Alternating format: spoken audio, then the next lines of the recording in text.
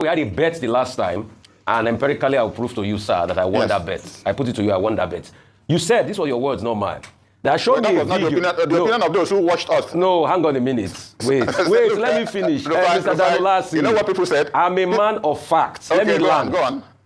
Your words, not mine. Okay, you will resign from the PDP if I can show you videos of you criticizing Peter Obi in the past. In fact, I have too many videos of you criticizing. In fact, not only me, Ose, Aneni, Chief Aneni's son also brought out some videos of you criticizing Peter Obi in the past. If you want, maybe you can send your number to your producer to me. Please.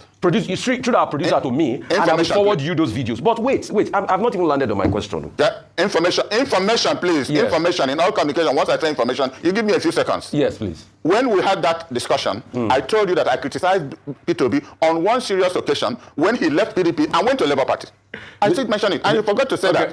I mentioned it in our discussion. Mr. Danolasi, the videos of our conversation are there. People will watch and judge. But let me move on to my real question. Anyway, I have a lot of... Let me move on to my real question. You are now saying that this is the same Peter Obi that you are saying that if he runs today, he has 30 to 40% of the country. Correct me if I'm wrong. Or maybe you said it just now. Maybe I didn't hear well. Or maybe I have to remove anything in my ear. You said it just now, right? That's what I just said, yes. But I want to read a newspaper caption to you where you said, where you warned the Igbo people leading up to the last election, that voting for Peter Obi in 2023, you said during Akaka that he has no strong political base and will fail woefully in his presidential bid. He said Peter Obi will succeed in securing the Igbo bloc vote from traders. He said this vote will not be enough to make Obi president, and he could set the Igbo voters up for attack for opposition. But the word I want you to underline there is that he will fail woefully. So how come a man that you said will fail woefully, but that got over 6 million votes, that won Lagos, which is not only an Igbo voting area, and won some other parts of this country, is now the one you are saying that if he joins the PDP. And which PDP do you want him to join? This pen PDP you people claim is finished, that Wike rules now. And you are saying you want to... It's not a political suicide. Don't you people just want to destroy him politically by luring him to the PDP? That's my question for you, sir. Well, this is not a question. It's a lecture you have just delivered. Yes, it's a question. Don't you people want to kill him politically by saying he should come? Excuse me. You see, you're becoming violent in your speech. Why don't you ask a question, you make a clarification, you allow me to make a comment? This is exactly what you did in the last interview. Your views must not always prevail. I have a reason as the person you're questioning to give my views. And my views might not always be correct. That's why I'm a human person. What I said in that interview you're making reference to is that Igbo votes alone will not make Peter Obi president. And I would not have to make a presentation as if an Igbo man running for president. He's running for president from an Igbo extraction. That was the explanation I was trying to make in that interview. And anybody who comes out to run for presidency of this country does not come out telling us I'm a Yoruba man, I'm an Igbo man, I'm a Fulani man, calling for his people's vote. That will come in situ. So that is the explanation in that interview you are making reference to. So if the paper you are quoting did not represent what I said properly, it's unfortunate. I don't know which paper you are quoting. But all I have said is that in the past, we were with Peter Obi in PDP. And he ran as our vice presidential candidate. We attended a meeting with him in Oka, where he told our people that he was going to run for presidency. And not long after that, he left us without consultation and joined the Labour Party. People were bound to be annoyed. That was what I was saying in my interview. And that involved criticism, that you must be able to have some principles of relating to those you are working with. About 3-4 weeks ago, he was in my house, and we were discussing the same thing. I said, in all things you do, give proper information and communication to those you are discussing with. Don't take anybody for granted. Because people have laid a lot of, sacrifices, a lot of resources down in this journey. Rufai, that was what I was saying exactly. And in such doing, you have to criticize. Politics is about criticism, even if it's your brother or your mother running. But it doesn't have to be, maligning somebody's character. No, you have to point out what shortcomings somebody has, especially if it's not working with you anymore. Very good. My question to you is, aren't you people leading Peter Obi to a slaughter slab by calling him to come and join a PDP that Wike has pretty much taken over and prevails over? That's my question to you. Aren't you people deliberately leading him to a slaughter slab? Well, yes, I'm coming to that. You see, when you make a statement that Wike has taken over PDP, he hasn't taken me over. He's my friend. I have serious disagreements with him when we don't agree. Even in the national executive meeting we attended, we had 2 national executive meetings in the past 2 months.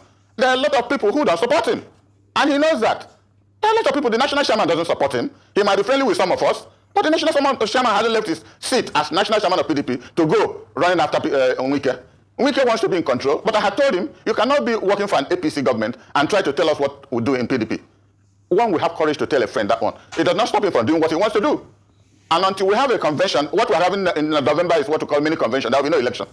There will be no offices sought for, so that we don't create any problem before our major convention next year to bring out a presidential candidate. It is only when next year comes, because Wike had already said that he will support Tinubu in 2027. He will remember the futility of that statement when the convention comes next year, and we want to bring out a candidate and he interferes. Chief. Then you will see that what I'm telling you is correct. Chief Ulasi, I asked you, yes, you are now focusing on Wike. Now, the PDP had a 119 member committee led by Governor Fintiri of Adamawa State, where the decision was taken to zone those positions. And there was a report indicating that, okay, so positions have been zoned this way. The bone of contention from the Wike group is that they are saying that the next chairman, substantive chairman of the party, should come from the North Central and that there should be no micro-zoning. Whereas other leaders of the party say, no, there's nothing wrong with micro-zoning for us to have peace within the party. Where do you stand?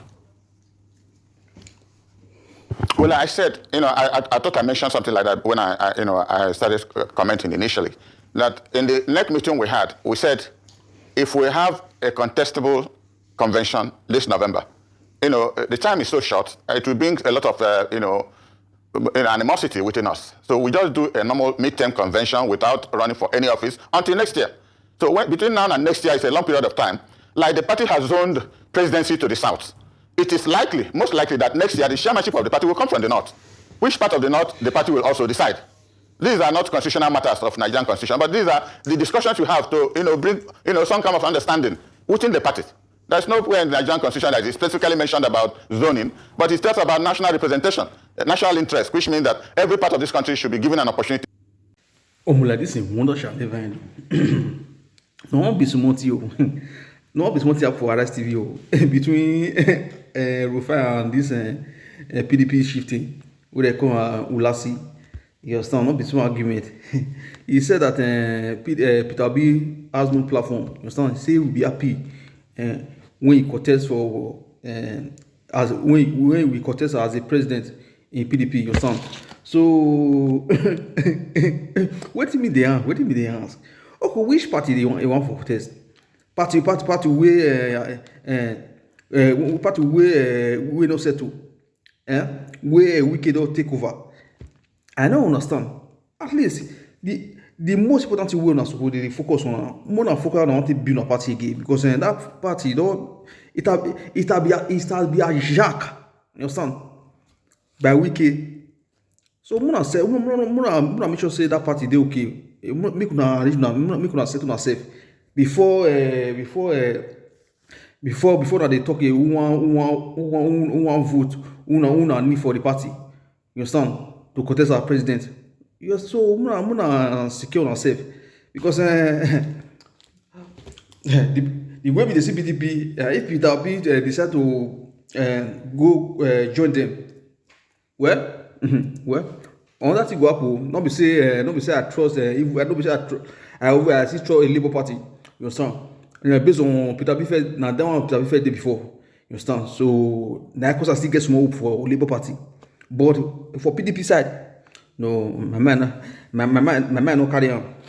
So I let me share this video. So what will be your thought? So when I see drop now thoughts on that the comment section, I also follow me for more updates. One for sugar boy.